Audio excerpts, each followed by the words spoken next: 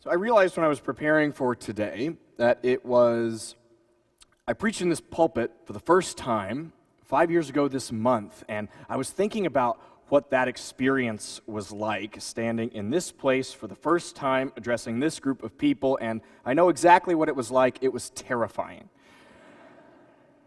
I'd never been here before, and I was applying for a job in which you preach 2 sermons on a Sunday, and then you join with any person in the church who has ever wanted to talk to you and voice their opinion about the church, and then you preach again on the next Sunday, after which they shuffle you off to a room in which hundreds of people, all with conflicting opinions, vote on your career.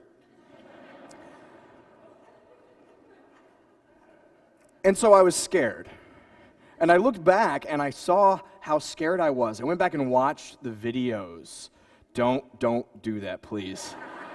I went back and I watched the videos, and I saw my hands on the pulpit going like this. I was preaching to the church, and I decided, stupidly, that I would leave the pulpit for the first time that week. I was preaching my sermon, and I saw myself go, da-da-da-da-da-da, and start talking, and it wasn't because of some inspiration that I needed to be a preacher who wasn't working from a manuscript. It's because I couldn't stop moving.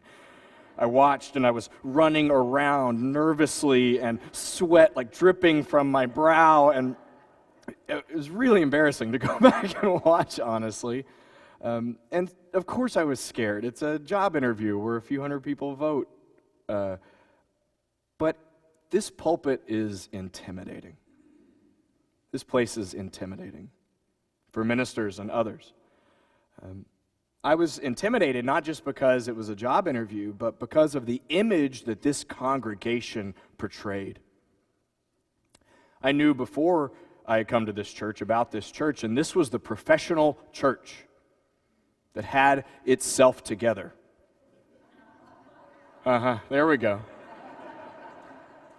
The search committee sent me a professionally bound, hundreds of pages long, beautifully put together book with budgets and history, and everyone I talked to talked about the line of preachers who would preach from this pulpit and the wonderful programs and the beautiful music led by talented staff and the social justice history. And I looked at this church and thought, well, it's got its act together and it's perfect, and I'm, it was terrifying. And it had a lot to do with how this church understands itself. My limitations were what scared me. I was reading the 20th century theologian Paul Tillich this week, an interesting fellow. He influenced who we became and how we do theology. And in the 1950s, in the middle of the 20th century, he wrote a book called The Courage to Be. And what Paul Tillich said, I think this is interesting. This is for him in the mid-20th century. You may disagree, but he said, the modern condition for humans is anxiety. Anxiety about our finitude, and 3 different kinds. We are anxious because we are limited mortally, we are anxious because we are limited morally, and we are anxious because we are limited existentially. Basically, we do not know what the meaning of life is. If we figured it out, we would probably mess it up, and then we will die. He said that in previous eras, you knew your place in the world. God or gods were who God or gods were. Humans were who they were. What became of you was certain. Even if it was bad, you knew what was coming. Your job, your role, your sense of obligation and duty, whether it was in your family, even in unjust systems, was certain. And in the modern era, when we're recreating the world in so many ways, he said, we are anxious because we're limited. I will die. I will be imperfect and make mistakes. And I will never be certain if I am contributing to the true meaning of life or not. He said that in this condition, courage is affirming that your life has value and meaning. That's to say, I do not know what the meaning of life is. I know that I will make mistakes and fail, and I know that I will one day die, but I am going to build a home and have a child and work for justice and plant a garden and affirm that something is worth doing, that my life has value and this place has value. He said that is courage. Not a one-time moment, but a lifetime of building and developing the sense that we limited human beings in a limited world have value. I like that. Maybe he's speaking more to me than others, but it rang true. I think that's different from the image of courage that first comes to my mind. I think of moral courage as an incident, something you could take a picture of. It's a thing that happens usually when one person is facing one thing, taking a risk for what they believe is right or true. The first picture that came to mind when I was thinking about this was that young man in front of the tank at Tiananmen Square. That was the first image that came to mind. Or Thoreau refusing to pay his taxes and going to jail because of the expansion of America allowing slaveholding states. These are the kind of stories that I often hear about courage and teach. There's no fault in that. Those are courageous moments. These are the stories we teach. The apocryphal version of that says that they put Henry David Thoreau in jail for not paying his taxes because of slavery, and Ralph Waldo Emerson came to visit him and said, "Henry David, what are you doing in there?" And he said, "Ralph Waldo, what are you doing out there?"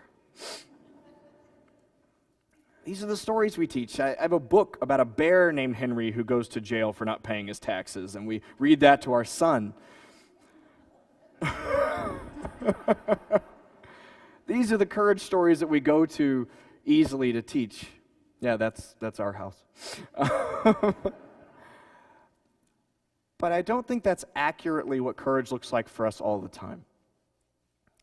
Because I know the struggles of this congregation, I know well that for some of you in the pew, and I can see you, the circumstances of life are such right now that it was courageous to get up this morning and to be in this place, to continue living and to believe that life and what comes with it is valuable. There's courage, I think, in deciding that limited things have value. Now, our theology supports this. Our ancestors, going back all the way to the Hebrew Scriptures in Genesis, the very beginning of this text, write that in each stage of creation, the God who formed the world looked upon it in each stage and said, "It was good. It was good." It wasn't finished, but it was good.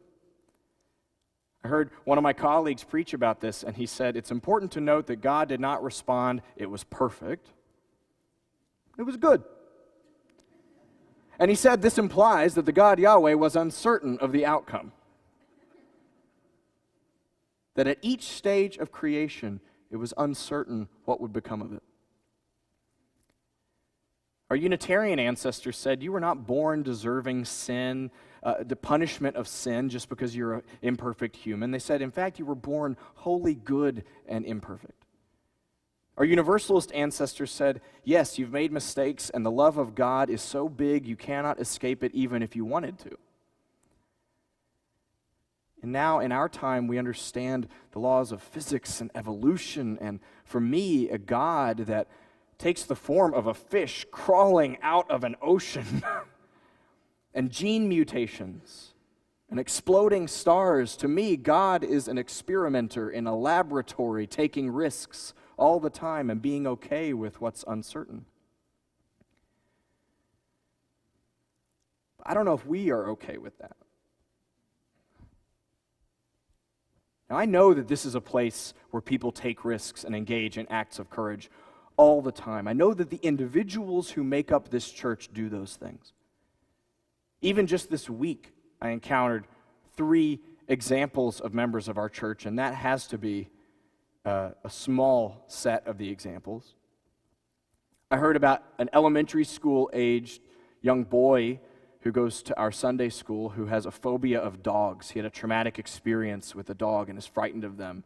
But he and his mother carefully pulled to the side of the road, and he faced his fear with his hands shaking and went and got this stray and put it in the car, crying the entire time, but doing it nonetheless, and took it to its owner.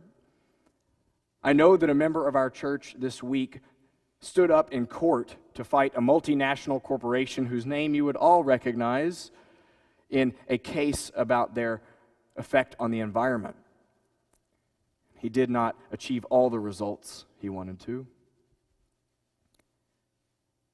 And I know that there are families in our congregation right now trying to figure out how they're going to continue being good for one another and their children in the midst of severe and frightening illness.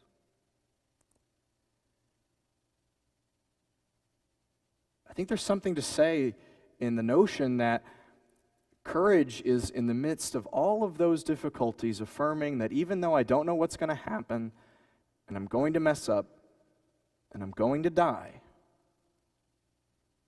I will continue building a life of meaning and purpose. This church can be a laboratory to build courageous people. This church can be a place where we experiment and fail and risk and send people out into the world to do so, but we will cut ourselves short and be an obstacle to if perfection is our goal and if perfectionism is the guiding virtue of this community. I will tell you that this pulpit is no less intimidating this morning than it was 5 years ago. I'm still worried that in a sermon about any given topic, I will mistakenly say the wrong date of a battle or a book that was written, and people will hear that more than they will hear the content, because that happens. I still worry about what it means to take a risk and be honest in this pulpit, if the congregation will hold my limitations and imperfections. I worry if I will be able to develop the capacity to take a risk and be imperfect and be wrong standing on this pulpit, so that when we join together for real moral issues in the community, then we can take the chance to be imperfect and risk-taking out there. I know well the dangers of a church that looks like it's got it all together, with okay preaching and great music and a beautiful building and really good programs in a neighborhood that looks like you constructed it from clouds and angels. I know the dangers of perfectionism when it comes to building courageous people. I've heard people not stay in this congregation because they told me they weren't sure they were smart enough to be a member of this church. I hear people who say that they're afraid to sing out loud because of how beautiful the music coming from the choir loft is. Members of our church who have expressed to me that they do public speaking for a living but are scared of getting into this pulpit to talk at a parish meeting or a class to their friends and neighbors. People who are sometimes scared to take a risk because we have things just so in a tidy package that looks perfectly delivered. I think perfectionism can be an enemy of courage because perfectionism does not allow people to take the small risks necessary to take the big risks later. I think courage requires grace in order to grow. Our mistakes are like compost in the garden. I think courage requires grace because if Paul Tillich was right and human beings are walking around afraid that the world cannot handle our limitations, how do we know if the world can handle our limitations? Each other. We are a piece of the evidence of whether or not the universe can handle without shame our imperfect selves. We have a role to play in developing an environment in which people can try courageous things. First, you stand up in a classroom and give a presentation whether or not you can do it or not, and that's okay. I'm kind of glad that my mic was too loud and a couple of things went wrong at the beginning of the service. That's great because, look, everything was fine. It happens when somebody gets up and offers a piece of music and it's not perfect. Or when somebody gives a sermon that's imperfect, although that happens all the time. It happens when we look at each other and respond to our imperfections with affection. That's grace. Because I think we never know what the person we're encountering is about to go and do. The person sitting next to you in the pew may very well be gathering up the courage to go and come out to his family. And he was wondering in this moment if he would have the strength and the voice to do so, and then somebody literally shushed him. That's not a true story, that's a made-up story. But maybe it is. Maybe the person who's being greeted at the front door is thinking about leaving an abusive spouse or partner, wondering if they can do it. Whether or not we give them the response that they can give a presentation in a classroom imperfectly will reflect on whether or not the world will be okay with their risk-taking. I don't think we ever know what courageous thing the person who we're encountering either in a classroom or church or at family Thanksgiving or in the checkout line at the grocery store, I don't think we ever know what courageous thing the person in front of us is yet to be called to do, and how our tolerance of their and our imperfection reflects on whether it's worthy to take a risk or not. This place, our lives, the place we build together, can be a laboratory in which we train people to fail, and then to fail, and then to fail, and then to fail so that we can succeed when we need to. I truly believe that in my lifetime, human beings are going to have to encounter some challenges that require profound moral courage. NASA released a study, not some fringe organization. NASA released a study that says that ice at the poles is irreversibly gone, and that within my lifetime, sea levels will rise in ways that we have never seen before. My child, not somebody else's child, my child's going to grow up in a hotter world with less water and less food, in which the rich and poor are increasingly separating from one another. For humans to make meaning and meet that world, they will need courage. And to take the big risks and to take the creative leaps and to have the courage necessary, I think that we will have to learn that it's okay to take small risks. In this lab, that we offer the world courageous people through cultivating as much as we can grace about the things that truly do not matter, or at least aren't critical. I know this is a congregation of people with moral courage. It's a part of our history. Desegregation in schools, or women's rights, or in environmentalism, this is a place that has stood up time and time again to the challenges of the world and met them with courage and grace. And to keep doing so, I truly believe that we will have to start with looking at ourselves and the people in the classroom next to us and in the choir loft and on the chancel and in the pews and saying, you, this, we, as we are enough. May it be so. And amen.